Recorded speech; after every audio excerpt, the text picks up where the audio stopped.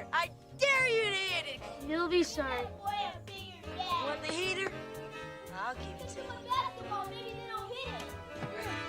A swing and a drive to deep right. Clear the deck. Cannonball coming. Left field. It is out of here. What up? What's good? Baseball Unstitched. We are back. Flax, another great week in the off-season of Major League Baseball. And do we ever have a show for you guys this week? Not sure if you heard, but the Detroit Tigers might have added another big-time lefty to the top of that rotation with Tarik Skubal. We'll get into the Framber Valdez and Tarik Skubal discussion here today.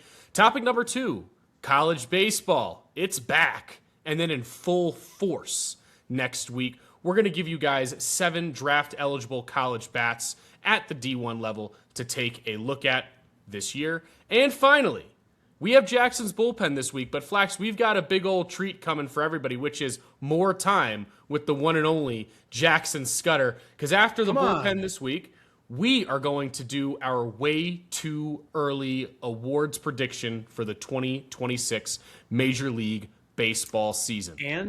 And potentially recap last year's results, potentially. It's a great idea. Depending on how good or bad they were. We do need to do that, so it's not a terrible... We got to put ourselves on blast. I like where your head's at. Listen, we got some things right, and then we got some things really wrong, but we'll let everybody find that out themselves. As always, we start where we start. Flax, how was your weekend? Weekend was good. Weekend was solid. While the rest of the country is freezing, it's been 60 degrees here. I got to play golf this week on Thursday, which was nice. Played a very solid round. I told my family what I shot, and my brother, who happens to be in Arizona, was upset because he was very excited about his score, and it was not as good as mine. But everybody, it's all relative. It was a very good score for him, which means it was a very good score in general.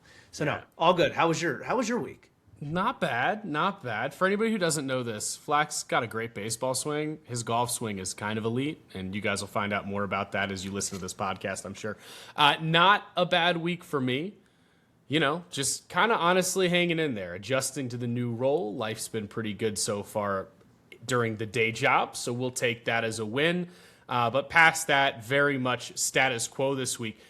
Now, on the Major League Baseball front, there was a lot of different things happening. We've got some arbitration cases that came in. We've got some signings that happened. Flax, what happened this week in baseball? Yeah, this is the time of year where the levee kind of breaks and a lot of the last little bits and pieces of rosters get put together. The Reds signed Eugenio Suarez. We were waiting to see where he landed. I actually thought it was going to end up being a longer-term deal that he was going to get based off of last year, but I'm assuming both with the impending CBA and what he had available, he took a 1-year deal to re-sign with the Reds, $15 million. He's headed back there after starting out there.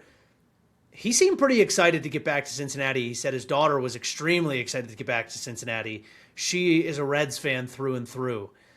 Curious your thoughts on the move. Yeah, listen, it sounds like a homecoming for Eugenio Suarez with the way he's talked about it with his family. Extremely excited for him to get the opportunity. This is a great move, in my opinion, for the Reds. Is it a little bit tight in the infield right now? 100%, no question about it. However, when you can add a guy who is a 30-plus home run pop dude, who truly loves the place that he's going back to and has shown some really solid dugout leadership skills from an overall perspective for a young team led again for the second year now by Tito, I like this move across the board for the Reds. They needed some pop in that lineup, and I think they added the pop. And I was going to say, just for people to know, his expected home run total in Great American Ballpark last year, 54 home runs. He hit 52. It's a place that should play well to his bat. Hoping he can do it. On the flip side, the Diamondbacks, they went out and got themselves a veteran that we are all too familiar with. Signing a 1-year, $2 million deal with them is Carlos Santana. Still rocking and rolling in his 40s. There is no let up. Was a great defender even last year. I mean, this guy is just an ageless wonder at this point.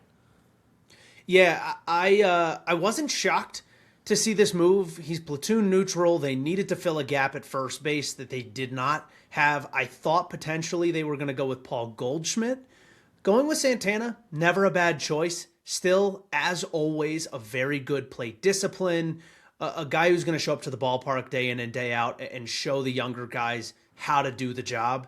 I am curious going into spring training. You've got non-roster invites like Luke Baker and Ivan Melendez. Very curious to see if they push themselves to get potentially on that opening day roster, or even just show that it's viable for them to take on some at-bats if we start to see Carlos Santana continue to slide as he ages. Next on the list, Padres signed Miguel Andujar, a 1-year, $4 million deal. Good utility ad for a team that did not necessarily want to spend a ton of money this offseason. Yeah, talk about upside at $4 million for Preller and team. Everybody knows that Andujar obviously had a little bit of a gap in his career, but played extremely well last year for both rosters he was on. If I'm not going crazy, I believe that was the A's and the Reds. He is going to fill what was last year's Jose Iglesias role for the Padres here in 2026. Again, this is another guy where we watched Gavin Sheets last year grab himself a bigger role than expected for the Padres. Andujar is showing that everything we saw when he was younger is potentially still there if he gets regular plate appearances, and he's a guy who can play 5 positions on the field. So I believe the Padres did a really good job here on a 1-year, $4 million deal. Flax, the Angels signed longtime Red Brent Suter to a 1-year deal with an undisclosed amount of money coming his way. Thoughts on the deal? Yeah, I don't necessarily want to call him a lefty specialist over his career. It hasn't really been his strong suit, but last year was really good for him. I just think he brings a different look for a bullpen that's already done a good job of adding a bunch of veterans, getting a little bit better from last year. Last year, Kenley Jansen was really the only stable piece tied to a bunch of younger arms. I think that they're taking a slightly different route this year, especially with the addition of Alek Manoah, who I'm really hoping ends up in a relief role and potentially even a high leverage relief role. So this is a good move. You know, the Angels are the enigma that is the Angels. The expectation is that Perry Minasian is putting something good together. It always feels that way. Whether or not it turns into wins and whether or not guys play up to their potential is always the big question mark. So we'll see, but Suter's a fairly stable ad. Back with the Yankees, Paul Goldschmidt, 1 year, $4 million. Are they going to let Ben Rice hit against left-handed pitchers? That is really the question mark.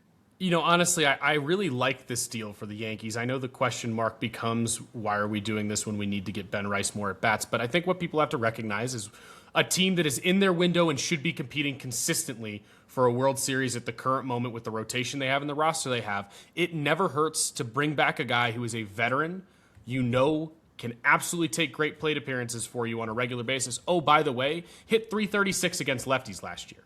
It's less about, for me, whether or not he platoons with Ben Rice, and more about the fact that I think you bring in a bat that even at his now elevated age and almost 15 years of service time is still absolutely a strong weak side platoon option and a strong bat off of your bench against lefties. At $4 million for a former MVP, I think this is a win for the Yankees no matter how you spin it, and he knows the clubhouse well. So I do like the move. I don't disagree with you. It does bring up questions about what we're doing here because Ben Rice, as we've noted, back-to-back years of arguably being the most unlucky hitter in all of baseball.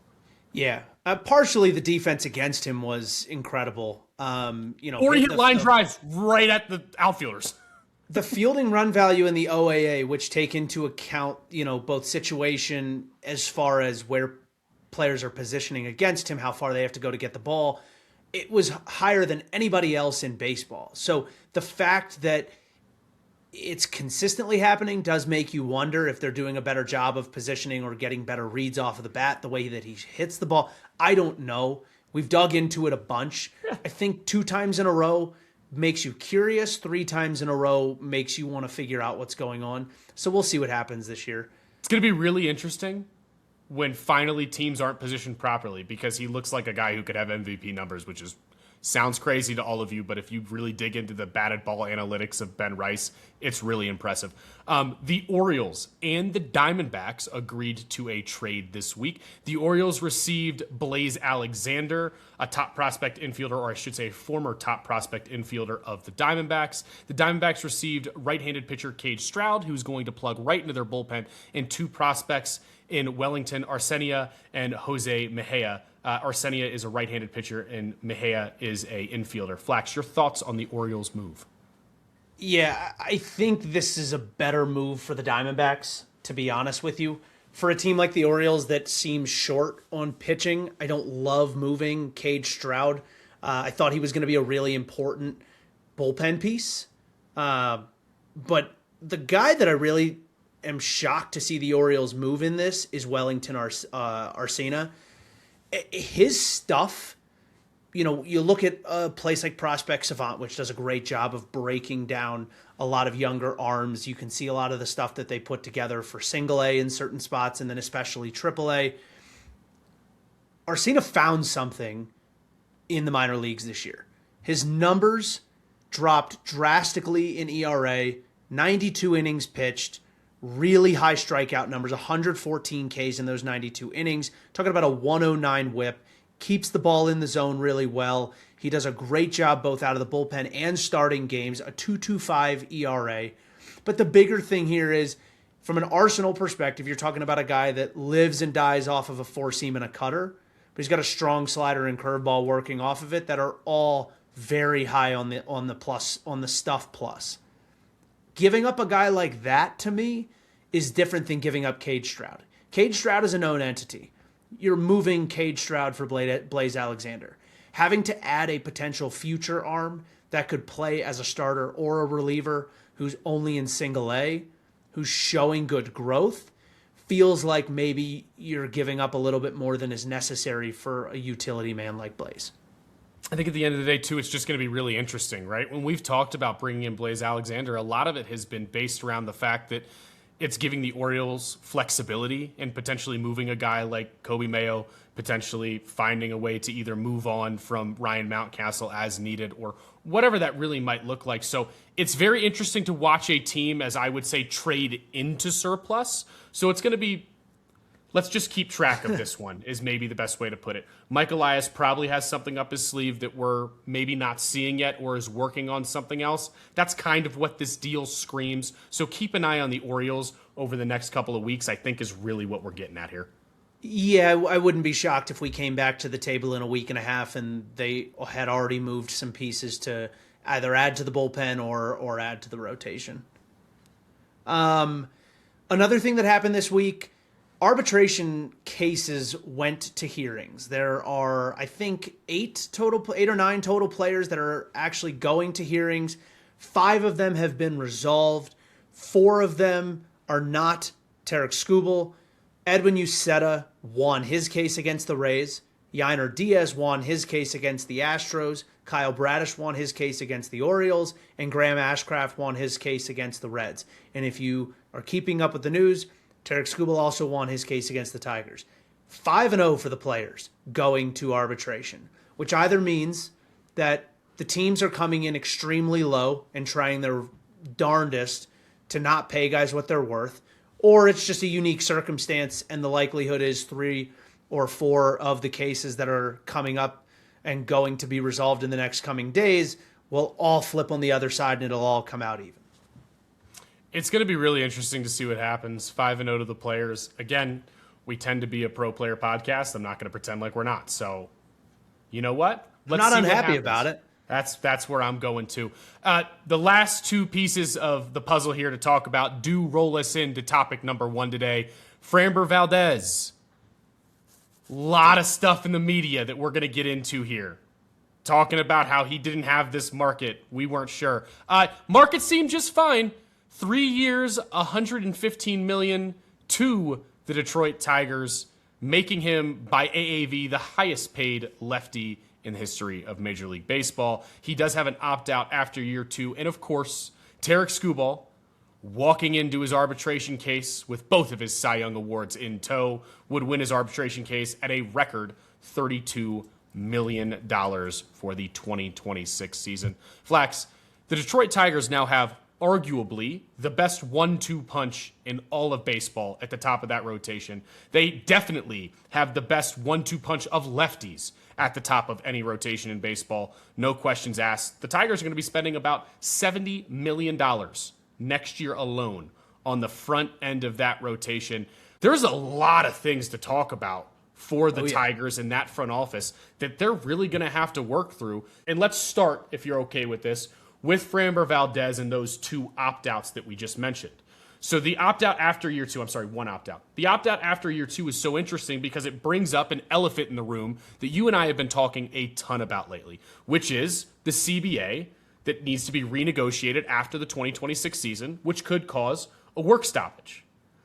Valdez is a great left-handed pitcher. He knows A.J. Hinch well. We know that was a big portion of why he signed this deal with Detroit.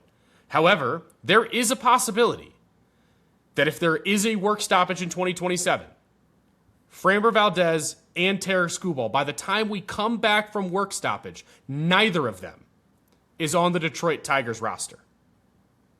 That's a scary prospect. Yeah. And that's how I feel about it, and that's how I felt about it from the beginning. And I think everybody was shocked by the AAV, right? And if you do the math, it's around $38 million a year. And regardless of how it all breaks out, because we haven't really seen the breakout, and it very well could be a signing bonus up front that pays even more and would probably be some combination of the first 2 years worth of dollars, him getting money that he may lose if there is a work stoppage. But the secondary piece of this is, say you pay him the $38 million for year one. Great. You don't win the World Series. You get into year two, can't renegotiate the collective bargaining agreement, work stoppage in 2027. Maybe you get him for half a season. You get him for half a season, and then at the end of year two, he has a better understanding of how the new collective bargaining agreement allows him to get what could potentially be another 4-year contract somewhere else. And he knows what his limit is. And he knows how hard it would be if he stuck around for another year making $38 million, or potentially they tried to trade him at a high value point, knowing they weren't going to get to keep him after that contract. The likelihood is he opts out and goes and gets a new deal. To me, this is not a 3-year contract. This is a 1.5-year contract.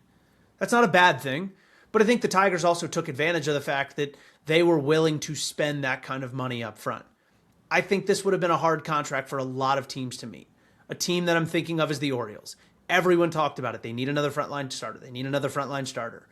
Well, sure. But if you want to commit to a guy like Framber, the likelihood is they came in with maybe the same amount of maybe the same amount of years, lower AAV, or more years, lower AAV, but a higher total dollar figure. Even with that, it's not a relative number that made sense for where they're going with the guys that they want to keep around. Gunnar Henderson, Jordan Westberg, Colton Cowser, Kyle Bradish, Adley Rutschman. There's a bunch of them.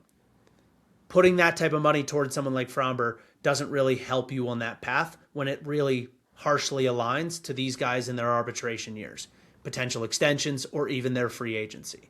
So, I think there were a lot of things at play here, but when I look at it, it was a year and a half. It's a year and a half long contract at the most when it all ends up shaking out. And if it ends up being more than that and he is good for the entirety of it, great.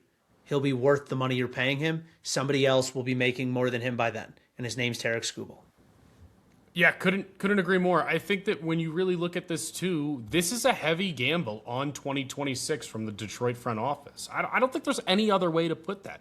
And frankly, from where I sit, I kind of love the gamble. I think you've got some guys who are under Tarik Skubal and under Framber Valdez who they're going to need to see be healthy and be effective. But when I look at what Detroit's got going on, and I look at a guy like Tarik Skubal, who has now won back-to-back Cy Youngs, who is going to cost you your right arm and your left nut, there's no other way to put it, right? So if you're not going to re-sign this guy, more than likely is what it feels like. He's going to go test the open waters, which I can't really blame him for. You have to put a team around that arm that gives you the best opportunity to win while you have him. So kudos to them for going out and making the move. But I think the next place is potentially the hardship of how they make this work moving forward. Because again, I truly, just at this point, unless something changes, it just doesn't look like Skubal is going to be wearing a Tigers uniform come next year. CBA, no CBA, it's what it is. I hope I'm wrong. I agree, yeah. Right? I hope I'm wrong. Let's be clear. But everything's pointing that direction. However, what people should realize, where I understand why this risk is worthwhile for the Tigers, is after the 2026 season, they have $91.75 million of their payroll coming off the books. After the 2027 season, they have $46.33 million coming off the books. What's so important about this, and that doesn't include, by the way, a Framber Valdez. I was gonna ask what percentage of that is Javi Baez. Javi Baez is 50% of the 2027. Yeah, that's what I thought. And again, this doesn't include the $38 million potentially of Framber opting out after year 2.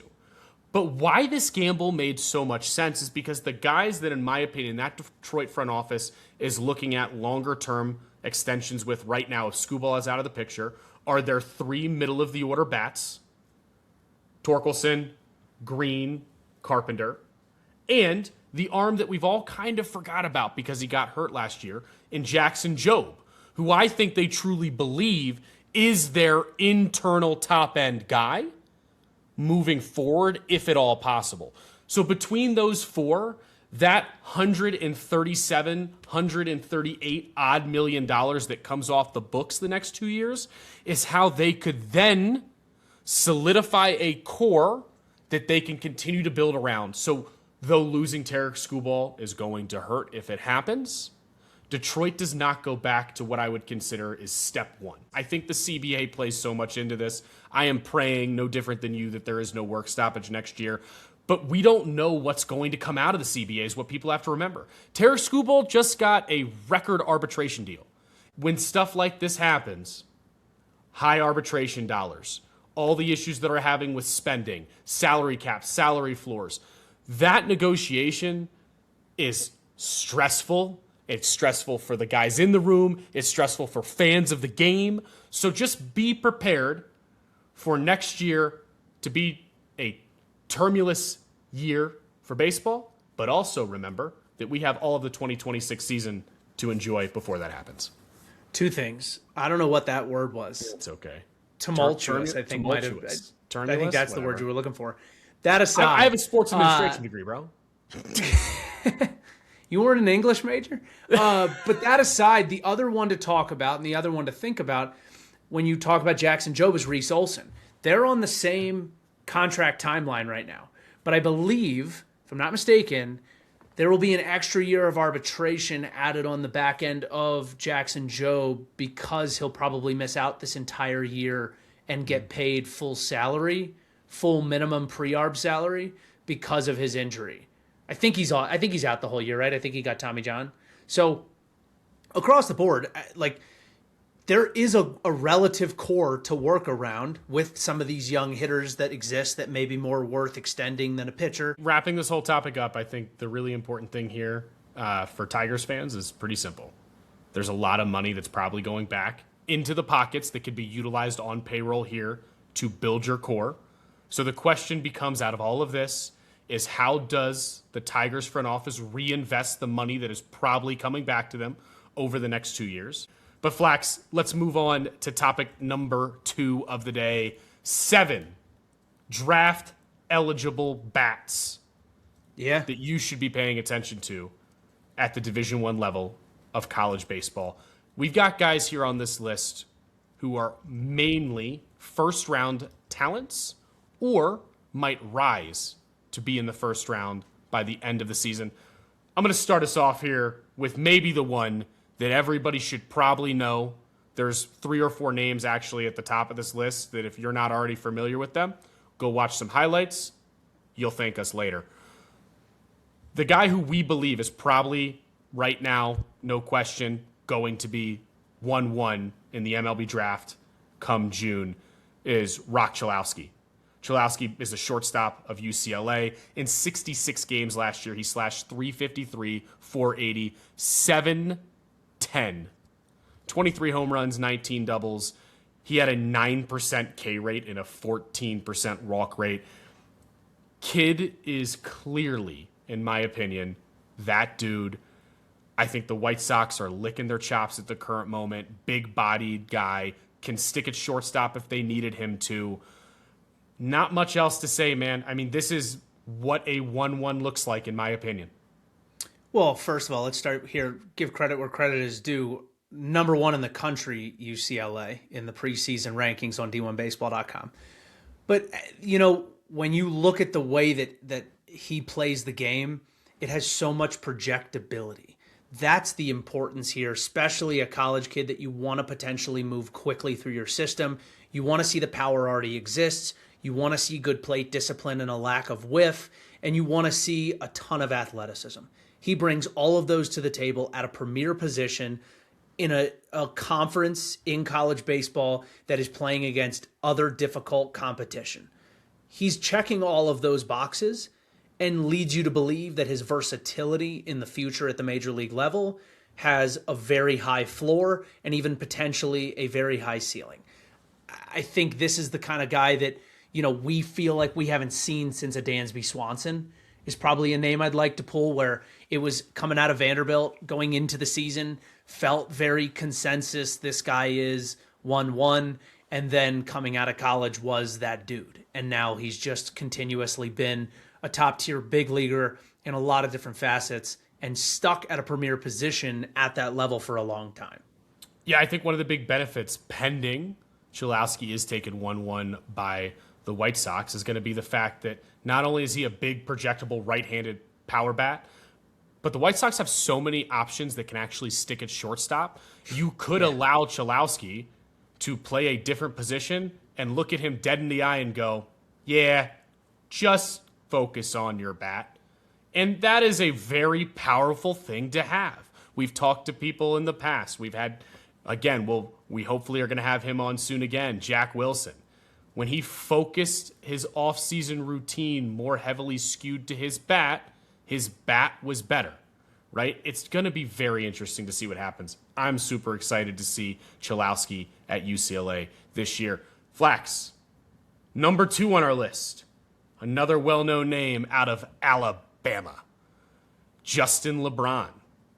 Yeah, another large projectable shortstop, right-handed bat, over 59 games last year, slashed 316, 412, 636, 18 home runs, 18 doubles, 17 stolen bases. The only true knock right now on LeBron, who is another guy many people think throughout this year could potentially rise to the 1-1 conversation, is he's got a little bit of chase and whiff outside of the zone. I'm excited to see what happens here because when you talk about the word projectability, this kid's got it all.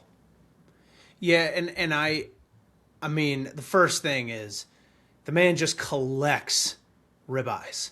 He has so many RBIs, and he always takes advantage of the opportunity. He had 72 RBIs last year. And this is a guy 59 games. 59 games, 72 RBIs playing in the SEC. Not easy. That's men's league stuff is what people don't understand. Like having more RBIs like that than games is men's league stuff. Yeah, I mean, he led the SEC, if I'm not mistaken. It was right behind Jared Jones. That's what it was. He was right behind Jared Jones in the SEC in RBIs. He just gets the bat on the ball. And I think one of his downsides that people talk about is there's a little bit of chase and whiff out there. I think that comes with being a little bit more of an aggressive hitter. I will say this. I think that there's projectability of high school bats, right? Grady Emerson's in there. He's a really good shortstop. There's a couple other guys. I do think that Justin LeBron has the opportunity to play himself into the number 2 pick with the Rays. I think especially the trajectory and the path that the Rays are on as an organization could use a really quick path for an older bat that isn't a shortstop, considering Carson Williams is just now getting going at that level. Giving themselves options at that shortstop position would be nice. But if he doesn't, I think he only falls as far as the Twins in the number 3 spot. He is such a good hitter, has power to all fields. And again, we're just talking about guys that are super athletic, that have very high floors, because you can put them in a lot of different places around the field. This is why you see guys like Ceddanne Rafaela will never not have a job for a very long time at the big league level. That versatility on defense is huge. You can hit in the 8-hole and play stellar defense. Big league teams will find a spot for you in the lineup. And it'll give you an opportunity to figure out a way to get yourself on base more consistently at that level. So I am a huge Justin LeBron fan. Babyface. But the man is a killer at the plate. A babyface killer? That's our nickname for him this year. Either that or steak ribeyes, because that kid hits with runners in scoring position, no questions asked. Flax, moving to number 3 here, you know this is arguably my favorite guy on the list, just for the fact that we share similar stature, except he probably benches and squats 8 times as much as I do at the end of the day.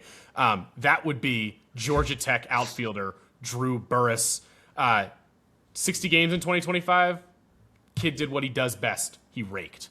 333, 469, 693, 19 home runs, 23 doubles, a 14% K rate, and an 18% walk rate. This is a kid who burst onto the scene in 2024, his his freshman year, where he hit 25 home runs for Georgia Tech.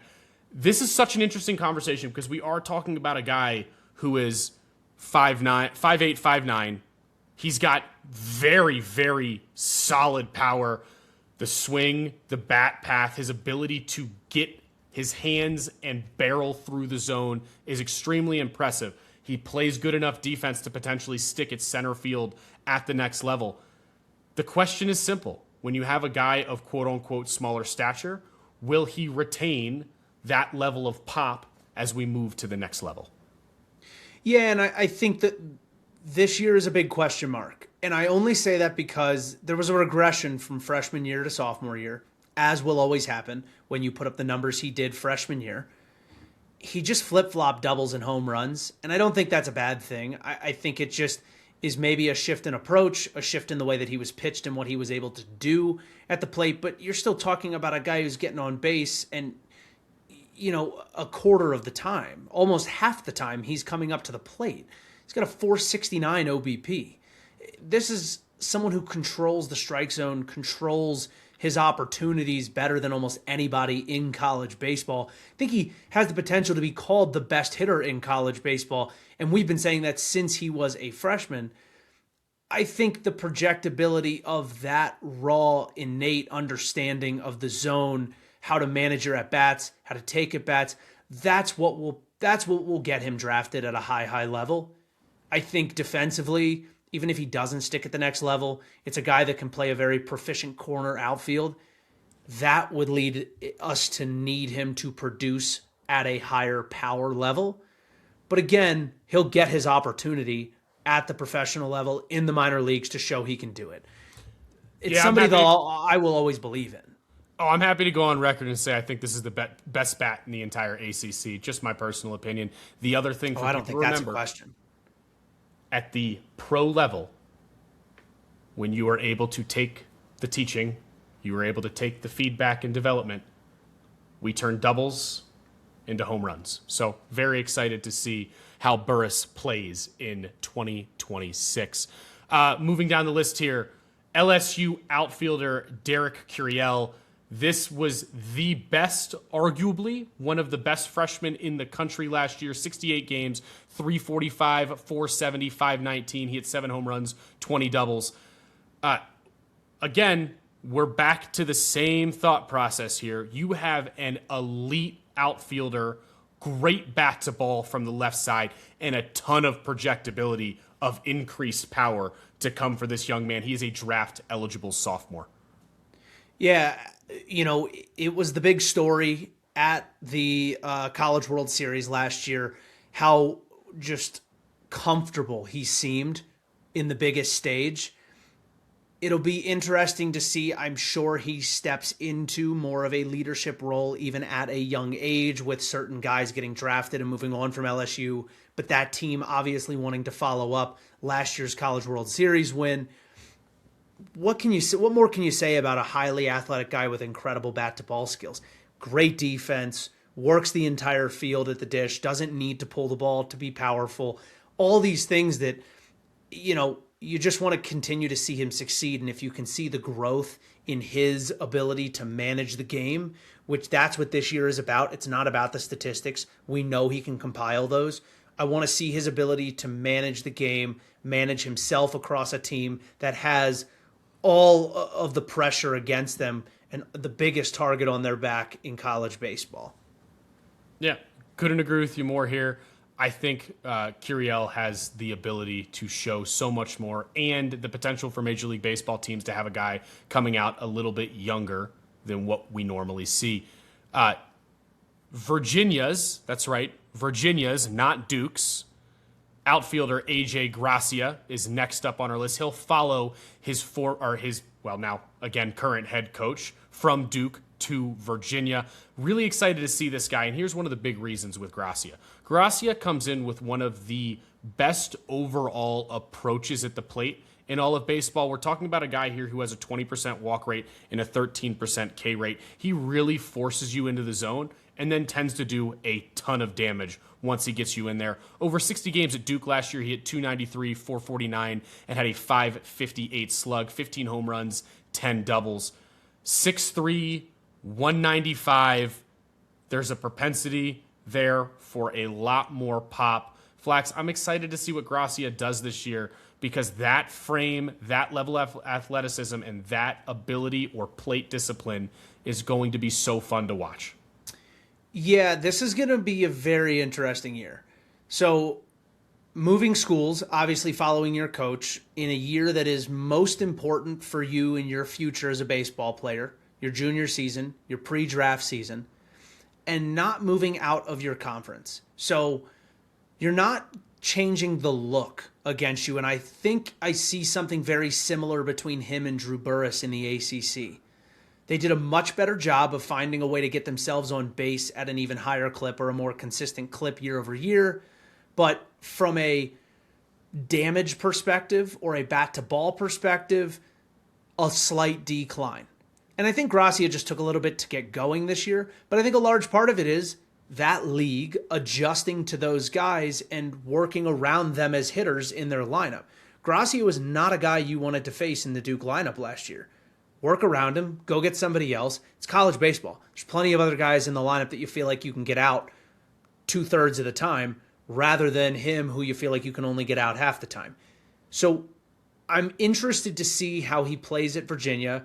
New situation, new teammates, same coach, but not the same situation, right? Pollard has to manage new guys, old guys, incoming guys, all very differently than he would have under the culture that he had built at Duke. How Gracia falls into that, how he kind of takes what I would say is probably a more independent approach to manage himself and his own growth will be really interesting. So, he's high on my list as a guy to watch. He maybe isn't a high guy on my list to grow in his draft stock in his junior season. I think as a guy that will probably show growth once he gets to the professional level, less so than at the college level right now.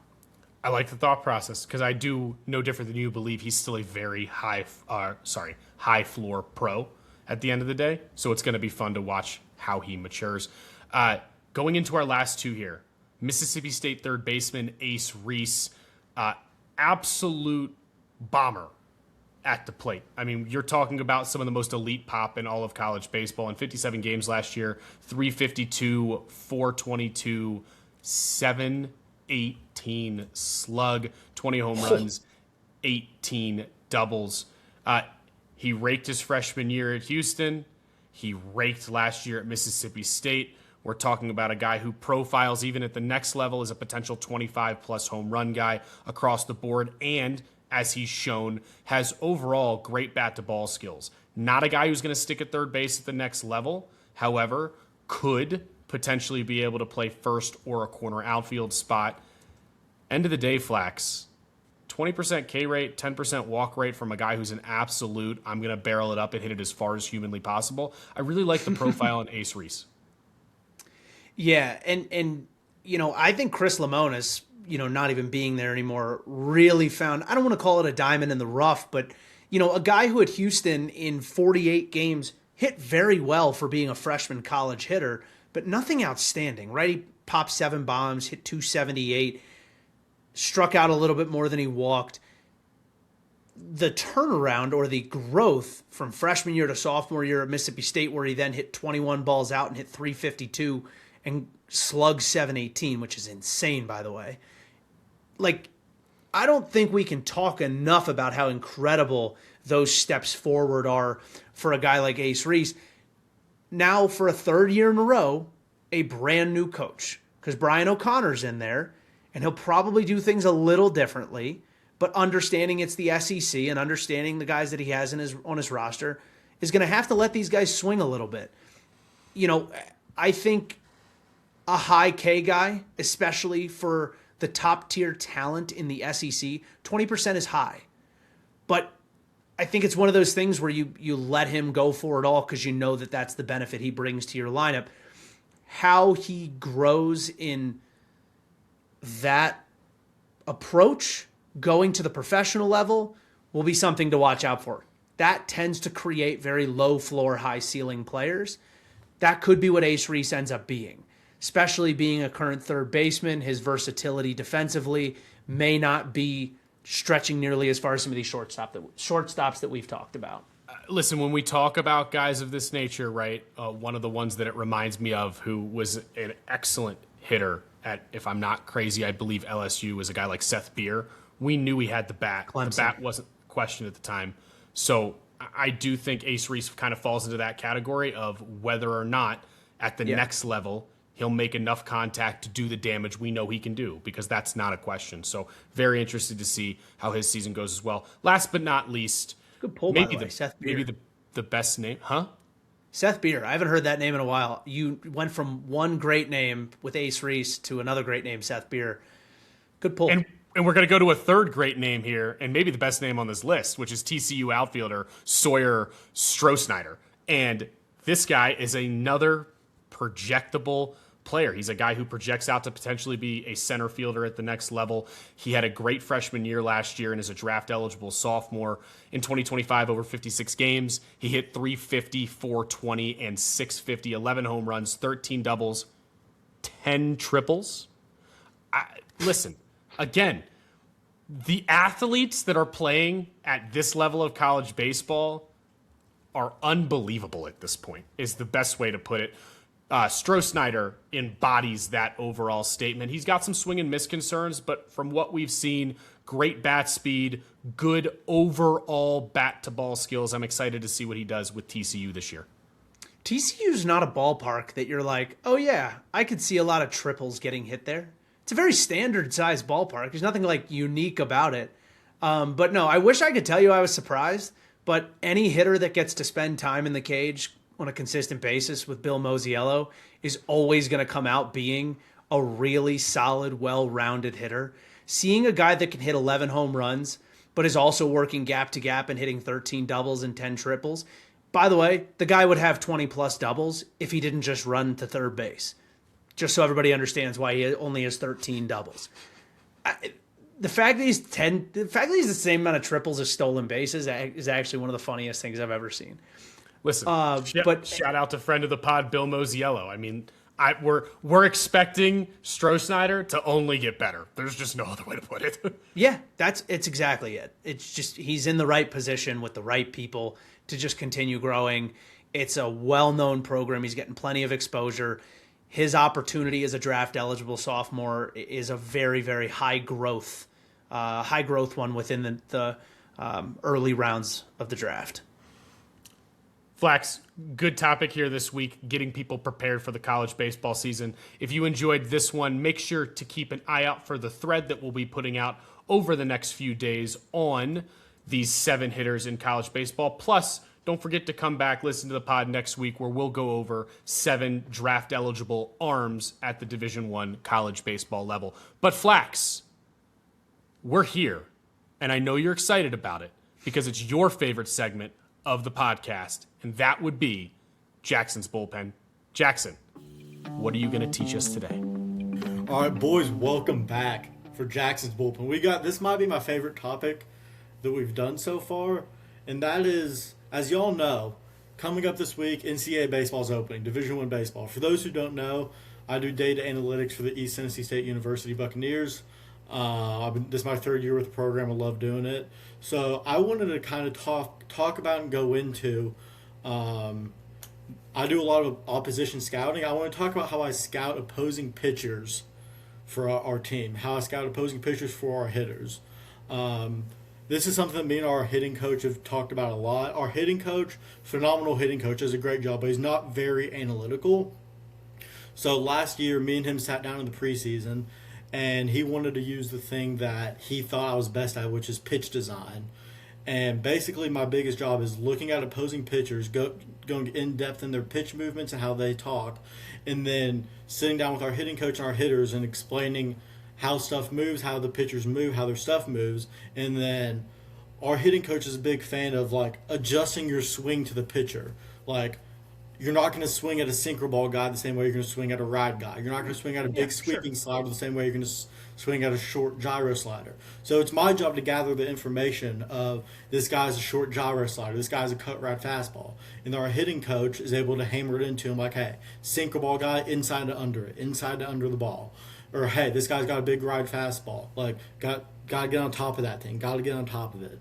And just basically going in depth with stuff like that. I love doing it. The main metrics that the main metrics I also give the opposing or our guys is usage rates. They ask for that a lot. They want to know, because we have a lot of guys who just throw changeups to lefties or just throw a slider to righties. They want to know that. And the big thing that I look at a lot is in zone rate, more than strike rate. In zone rate, go ahead, Flax. I was going to ask, do you have the ability to break down usage by count, or at least like two strikes? So that's a big one that I would love to know. Like, I think it was Mike Napoli would always talk about this, or no, it was Johnny Gomes talked about this at one of the ABCA conferences, I think. And he always said, as a hitter, I wanted to know what the pitcher threw in 1-2 counts, 2-2 counts, 0-2 counts, and 3-2 counts. I needed to know what the pitcher was most comfortable going to in moments that he had advantage and when he needed to be over the plate. That way I could shrink what I was expecting to come and take advantage more times than not getting that pitch. That's nice that you can break that down for your hitters. Does not shock me that your hitters are as confident with their swings as consistently as they are to do the damage that they do based on the information you're providing them. Yeah, that's another thing we look into as well. Like, if maybe a guy throws 24% sliders, but when he gets an 0-2 count against righties, it's 84%. And then that goes into in zone rate. And I like to use that over strike rate, because strike rate accounts for chases out of the zone. And in my perfect world, I like to think that we never chase out of the zone. Not true whatsoever. But I like to look at you and your hitting coach, by the way. Yeah, I like to for sure. He's definitely not a big fan of that as well. But I love to look at in zone rate, especially for breaking balls, because you see a lot of guys with a 58% strike rate, but a 30% in zone rate. And it's easy to tell hitters, keep it simple for them, like see spin, don't swing. See spin, don't swing. And like that's kind of the big part of the job I like to think about, is just keeping it simple for hitters. Like, because there's a lot of information out there, and it's easy to just say, hey, single ball guy, inside to under it. Hey, slider with 2 strikes, be ready for it. Hey, slider's not in the zone. Hey, changeup's not in the zone. Just keep it simple, just little tidbits of information, because it can be overwhelming the amount of information we have. Well, look, hitting is already hard enough to begin with, right? And when you overload information, there's a lot of positives to all the information that you're giving and get. At the same time, we don't want 1,000 thoughts going through the guy at the plate's head when we need them to go put a good swing on a baseball and execute with runners in scoring position, whatever the situation may be. So I definitely like where you go on this. And I think my only note is he said he's been there for 3 years. So everybody who's looking to hire a guy for their spring training facility, he's right here. He's been hanging out here the entire time.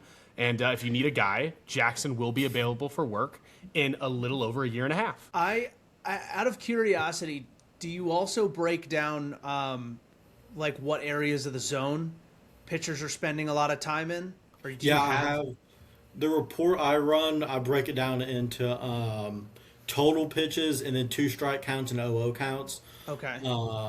that's just something where I'm not going to bring it up in a report unless there's something outlier there. Like, Yeah. and I also have it broken down into fastball, changeup, and slider as well. Just like if I see something outlier, I'll bring it up. Like he loves to throw the fastball out of the zone, or he loves to bounce the curveball. Like if I see something outlier, I'll bring it up. That's just kind of how it is with most things. It's like if I see something outlier with this, I'll bring it up. With this, I'll bring it up. Overall, just getting enough outliers together to where we can really go out of pitcher. Well, like something we've always talked about in hitting is being able to cut the zone into pieces, right? As a hitter, if you can cut the zone in half horizontally and look in or out, it makes it a lot easier. If you can cut the zone in half vertically and look up or down, you can spit on a lot of off speed that would normally get you out. So like when I was hitting left-handed, the pitch I hated the most was a changeup down and away, because I always, with 2 strikes, was protecting against the low and away fastball, and they look exactly the same. But I would never chase the down and away fastball or changeup against pitchers that like to strike me out with fastballs up in the zone, because they weren't comfortable throwing me something firm down in the zone. So I was only looking for the ball up. And I knew if I saw a breaking ball and it came out of the hand, it was either going to try and be a backdoor. So if I saw it on the outer half, I'd expect it to come back. My goal was to basically just foul it off. Or if I saw something soft or something down in the zone, I just wouldn't swing.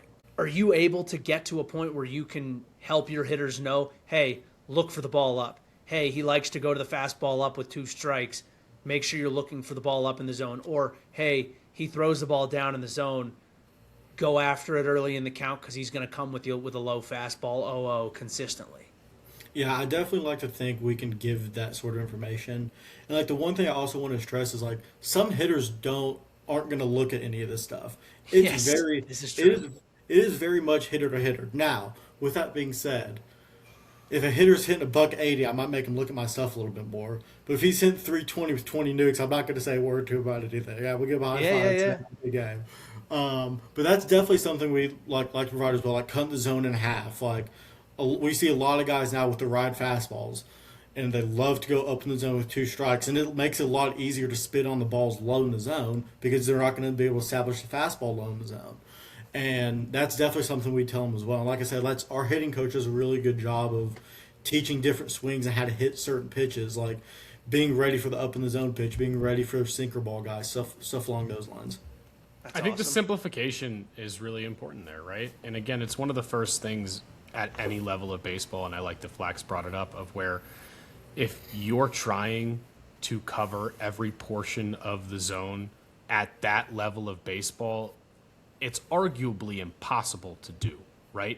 So finding where you can be effective, utilizing your understanding and reports to make sure that you're attacking the right pitches in combination with an excellent hitting coach, as East Tennessee Sluggers University has, allows your hitters to be more ready and more prepared from an overall perspective to attack the right pitches and pitches they can actually do damage on. So we love what you guys are doing there. Shout out to you and the entirety of the group. Jackson, anything to finish your bullpen on? Check out the Bucks this week. We're hosting Marist to start the year. Our first midweek, I believe, we go to Virginia Tech. That's always a fun one. It's always like 40 degrees and raining every time we go there. It doesn't matter when it is, without fail. But we're looking to have another good year this year. Came off a great year last year. It's going to be fun again this year. And also, watch college baseball as a whole. College baseball is, in my opinion, I'm a big MLB guy. I love it. College baseball is underrated. Watch college baseball. You have a month and a half before the MLB starts. Go watch some A-Sun. Go watch some Big West. Go watch some SoCon. Let's watch some baseball. I love the it. Bucks repeat SoCon champs this year. Looking Let's for run it. back. That's what we're expecting. back. And Hell yeah. maybe go back-to-back years of beating that other team that's kind of close to you guys who wears orange and white. Maybe. Just maybe.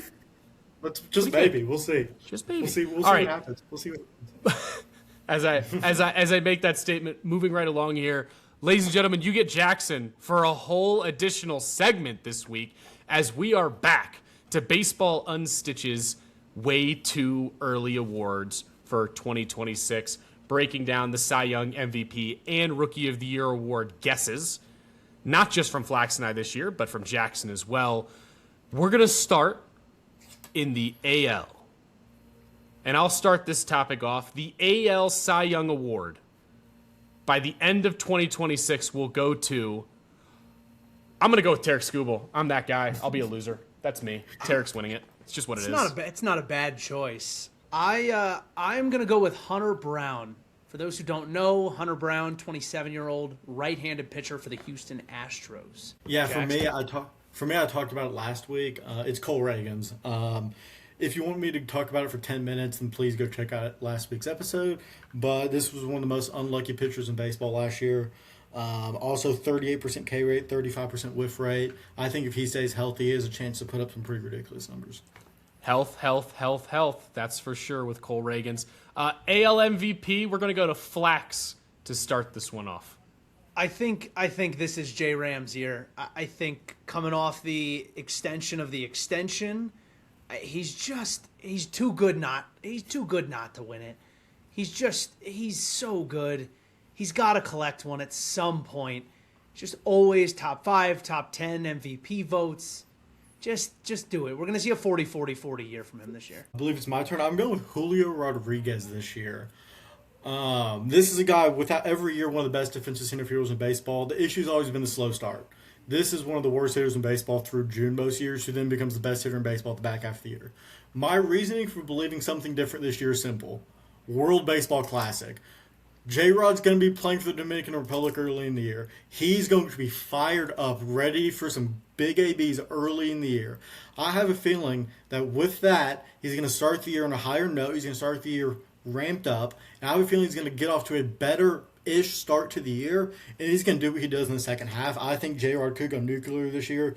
Another 30-30, even 40-40 year with the center field defense he puts up. I'm going to Julio Rodriguez. Wow, I'm jacked up just hearing you talk about it. There is nothing better than WBC propaganda, baby. I am so happy you said that, Jackson. I can't. So I'm going to make this one easy. We're going to go with some more Northeast Ohio propaganda. My Kent State Golden Flash shirt on from the Northeast of Ohio. J-Ram, it's your year, brother. We've been waiting. Love you to death. I did originally have Arson Judge written down, just decided that he probably wasn't the guy this year. So either way, I got J-Ram as well. Age regression for Aaron Judge. That's what it'll be. AL Rookie of the Year. The Rookie of the Year is where we get a lot of fun. As Flax and I said, last year we both did. I got the MVPs, he got the Cy Youngs. I think that's how, maybe the opposite. Either way, Rookie of the Years, we were so far off the map. We weren't even in the stadium. So this year we're going to try to do better. Jackson, start us off with AL Rookie of the Year.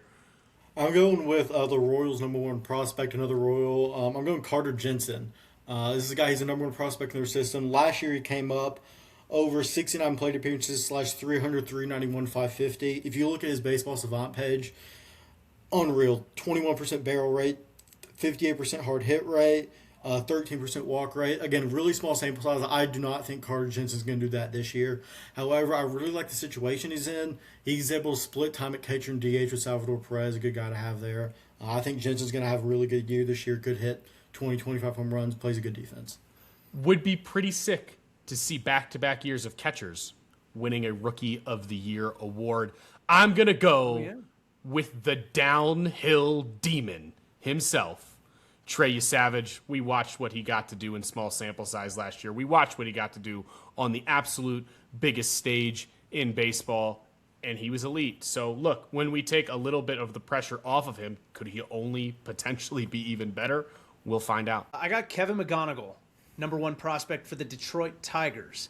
I expect that he will play himself onto the opening day roster in spring training as good as he has been. He will get his opportunity. And like I always say, to win Rookie of the Year, you got to hit like 260 with 15 to 20 bombs. I think that's very doable for him.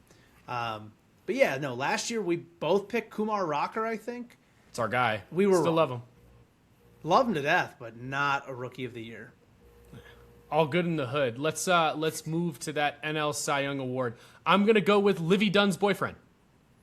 You're just running chalk on all of the on the Cy Young Awards, huh? Yeah, I'm that guy right now. Paul Skeens is Paul Skeens. I don't know what else to say. How about this? I'll use the WBC excuse. He's gonna have 2 starts already. You're screwed. It's true. Is he going to be able to finish the season on that strong? He regressed from a 1.96 to a 1.97 ERA. It was a really big regression. I know. I'm concerned about it too. I have Yamamoto as my NL Cy Young. I think he's the second best right-handed pitcher behind Paul Skeens. He's showed it last year that he has what it takes to put up a stellar year. I think he's only becoming more understanding of what it takes to get major league hitters out. And I think you're going to see an unbelievable campaign from him in 2026. I'm going with a red starter, Hunter Green. This guy 2.76 ERA over 19 starts last year. Another health pick. If he can stay healthy, he's got it. Some of the best chase rate, whiff rate in baseball. Great K rate, 31%. Hunter Green's one of the best pitchers in baseball when he's out there. I think we're going to get a fully healthy season. I like the Reds a lot this year, period. I think Hunter Green could put up, if he can get 180 innings, this guy can get 220 strikeouts. I think he's going to have a really good year. You know, he was kind of on a pace for kind of competing with Paul Skeens last year until he went down with an injury. Put up a 166 ERA plus last year, even in 100 innings. That doesn't happen often. Again, the more interesting part to me is that the new mark that we're talking about is 180 innings. Kind of makes me sick a little bit, but we'll deal with that at another point in time. Flax, NL MVP, where are you going this year? I'm running chalk on this one. I'm going Shohei Ohtani. Listen, man, here's why, actually, and here's why I feel better about it this year than I felt last year. Mark Pryor, the Dodgers pitching coach, made a comment today and said he will be full freight the pitcher that Shohei Ohtani wants to be. No holding back, full-on pitcher this year. I think we might see the best pitching year out of Ohtani that we've seen. I think he'll ride that pitching year into his MVP, not his bat this year. I love that. Yeah, I'm also picking Ohtani. Flex just said the best pitching year. This is a guy who also, let's not forget, past 2 years, he has 109 home runs. That's just, like, he's good at baseball. And, like, I also think he's going to be fully healthy pitching this year. Like, I tried hard to rationalize someone else, but I think it's Shohei Ohtani. For those listening to this episode and not watching this on YouTube, the look on Jackson's face as he calculated and then said 109 home runs was like just immediate bewilderment of like, I don't think that number's correct, but it's what the paper says. Yeah, I'm looking at his baseball so far, and I added up in my head. I'm like, nope, that's 109 home runs. Yeah, that's right. Real. Yeah, he's 280 career home runs already. Look, he's going to hit 450 before we know it. It's hard to argue with Ohtani, so I'm going to do it for the sake of doing it. I think Dave Dombrowski pissed Bryce Harper off enough. No other way to put it. I think that there's a possibility you're going to see 40-plus home runs from Bryce Harper. That still might not be enough. I'm here. I get it. Totally understand. But if you don't think you're potentially getting young Nationals Bryce Harper next year, playing with his hair on fire, angry, pissed, and ready to just beat every ball into frickin' Jupiter, I'm here for it. I think Bryce is going to have a huge year. Will he win MVP? I don't know, but I think Bryce is going to have a huge year. I want to see him hit his first home run and then his home run celebration in the dugout just be him absolutely housing raw milk. If anybody thinks that one's not going on Twitter, you're wrong. NL Rookie of the Year. We're having a lot of fun here. Jackson, start us off. I can't imagine where a St. Louis Cardinals fan would go with this pick. Yeah, I try not to be biased. If you follow me on Twitter, follow us on Twitter. Yeah, I'm throwing that out the window. It's J.J. Weatherholt season. Like, I'll have a lot to look forward to this year. I mean, this guy in AAA last year, over 47 games, /314, 414, 562, 10 homers, 9 bags, 156 WRC plus. Did this with a 15% K rate and a 19% chase rate. Plate discipline's off the charts. He can steal 20-25 bags and hit 20-25 home runs. I think this guy probably second baseman or third baseman when you have Mason Wynn. I'm all in on Weatherholt. I haven't seen a prospect like this for the Cardinals in a long time who has this combo of power, speed, and the plate discipline. He hasn't been striking out. We've had a bunch of prospects come up with strikeout problems. Weatherholt's not that. I think he's going to win NL Rookie of the Year. I like that. I had Jackson's answer written down. I had Flax's answer written down. And then we decided you guys don't come here to watch us give the same answer. So I'm going to go a different spot here. Let me get Sal Stewart. the kid showed very quickly last year. I believe he had an 869 OPS at the big league level in 2025 in a small sample size. He's playing in a small ballpark. This is a guy, when he hits 30 home runs next year from the right side, don't be surprised. I think Stewart, no matter what, is going to find his way into this conversation and has a great chance to be the NL Rookie of the Year. I have Justin Crawford. I like the pedigree. I Love don't it. think it's going to take a long time for him to adjust at the big league level. There's a high likelihood he breaks camp and actually gets a good full season of opportunity.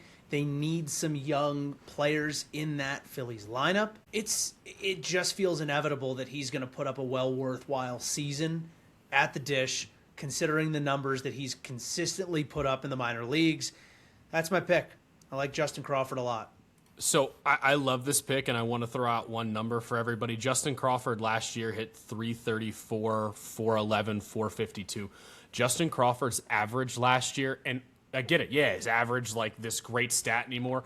No, but like when guys are starting to consistently hit in the 220s, I'm starting to think that average might have this little resurgence, because it kind of matters if you can actually hit the ball hard and find grass on a regular basis. Justin Crawford last year, the lowest his batting average got was 316 at the AAA level in a full season. The bat-to-ball skills that Justin Crawford has are elite. Phillies need a guy in center. They need a guy to hold down that spot.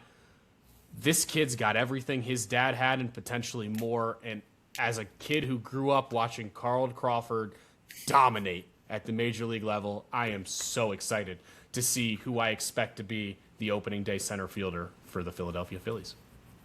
I like it. Heck yeah. All right, guys. Jackson, your first time getting to be part of this. Maybe your second, actually, because I think we did a podcast together last year. Final thoughts from the group, if any at all. I'm going back to where I said earlier, it's college baseball season. Let's ride. Watch college baseball this year. That is my number one goal. WBC, college baseball, watch it. Any baseball is good baseball. I just have the Hangover when they're in the car, like the scene from The Hangover when they're in the car headed back to from Vegas and they get Doug back. We are back. That's all I think about this time of year when college baseball comes. My final thought is was going to be what Jackson said, so I don't have one this week. I'll go with an easy one here. I think there's probably one guy that we did dirty in this entire conversation. We all talked about him a little bit earlier on prior to starting to record the segment, but Moises Ballesteros is probably the one guy that we didn't bring up in the NL who has shown a propensity to just absolutely rake every single level he's been at across the board. When Ballesteros is another name that is heavily talked about at the end of the year for NL Rookie of the Year, please don't be surprised. It's an elite left-handed bat. He can catch. He will find some time at DH because the bat is that good.